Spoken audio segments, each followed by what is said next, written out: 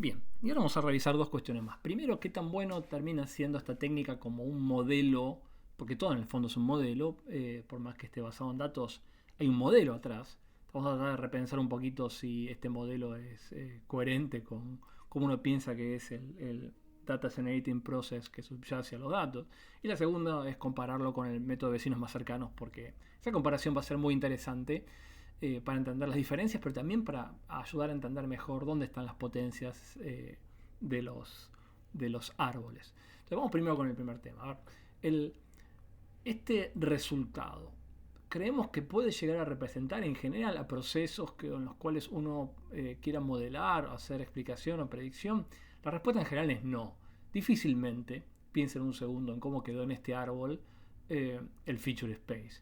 Difícilmente uno crea que el data generating process subyacente que generó los datos tenga esta pinta, o sea realmente tenga un comportamiento que trabaje, opere con clases distintas que se separan en forma ortogonal.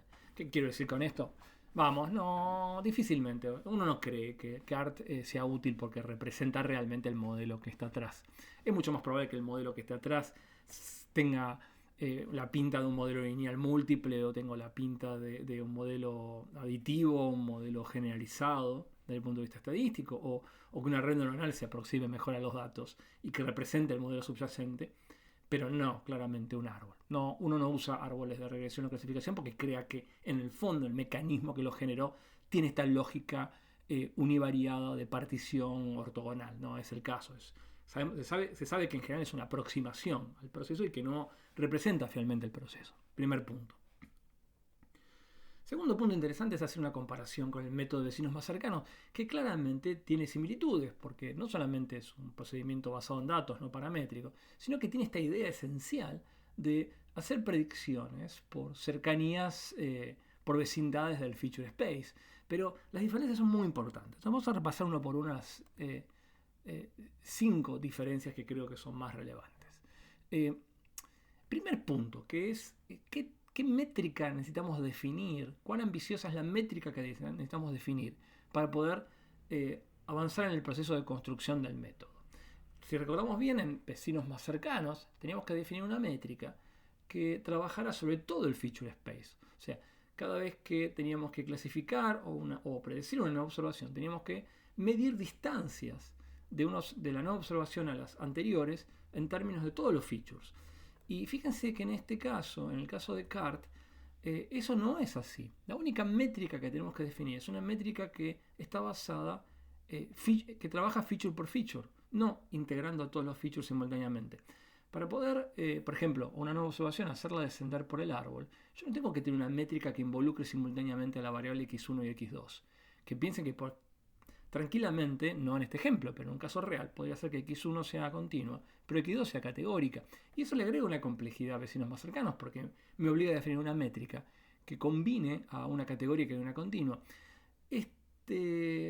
Esta aplicación de CART es mucho más sencilla y menos exigente en eso, porque me alcanza con definir una métrica que trabaje feature por feature. Entonces, para las variables categóricas utilizaré un tipo de métrica y para las variables continuas utilizaré otra. Entonces, es muchísimo más sencillo la aplicación porque tengo que trabajar con métricas que trabajan sobre un único feature. Primer punto. Segunda diferencia importante es que cuando tengo que hacer una predicción de una nueva observación, piensen que en el caso de vecinos más cercanos, yo tenía que comparar esta nueva observación en términos de distancia a todas las observaciones para encontrar las K de menor distancia o las más parecidas. En tanto que en este caso, yo no tengo que comparar a la nueva observación con todas las observaciones, ni mucho menos. Lo único que tengo que hacer es seguir un conjunto de reglas jerárquicas, que en general es no demasiado grande, bien definidas.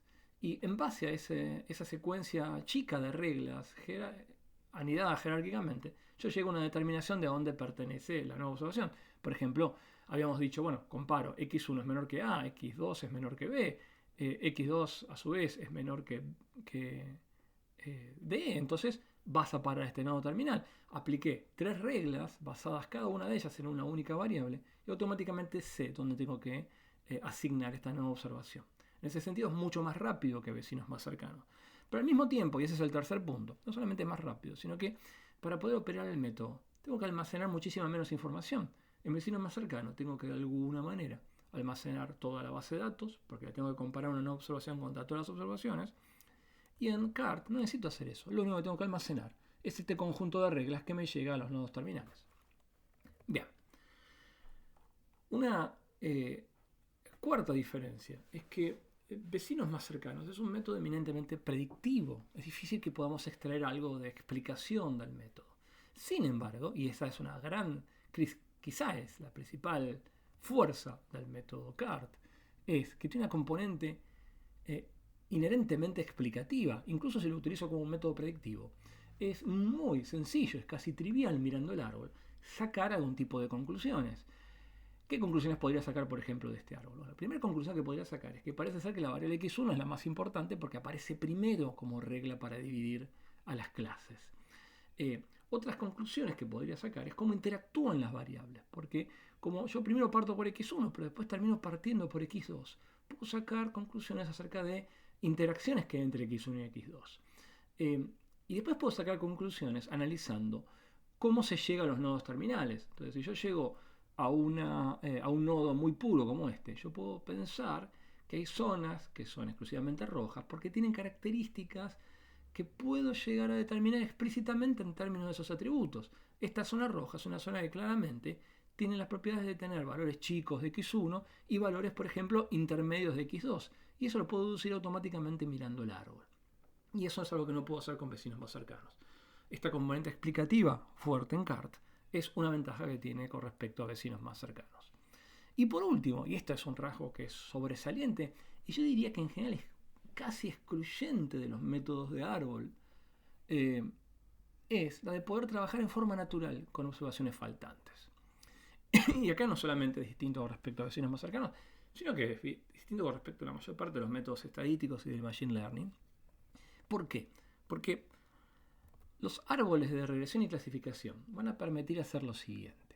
Cada vez que yo tenga que tomar una determinación y buscar una variable y un punto de corte, una vez que yo encuentro la variable y el punto de corte óptimo, puedo generar algo que se llama el árbol surrogate, se dice en inglés, no sé cómo es en castellano. Sería como una especie de árbol alternativo donde, ok, en esta primera división, x1 y a es el mejor punto de corte. Pero si no estuviera la variable x1, ¿cuál sería la segunda mejor decisión en este caso? Entonces supóngase que la segunda mejor decisión en este caso sería x2 con otro punto de corte. Y así lo puedo hacer en cualquier punto del árbol. Para cualquier split del árbol, yo puedo buscar aquella variable óptima y punto de corte óptimo, pero después puedo buscar una alternativa, un surrogate. Y eso me permite trabajar con datos faltantes, porque en el caso de que esa observación, que esa variable para una nueva observación o a un conjunto de observaciones no esté presente, yo puedo utilizar, si esa variable está involucrada en la decisión óptima, puedo utilizar un surrogate y utilizar el árbol que obviamente no va a ser tan bueno, pero por lo menos va a poder tomar una determinación. Y en ese sentido voy a poder clasificar una observación incluso ante la presencia de datos faltantes. Esa es otra ventaja de los árboles de clasificación y regresión.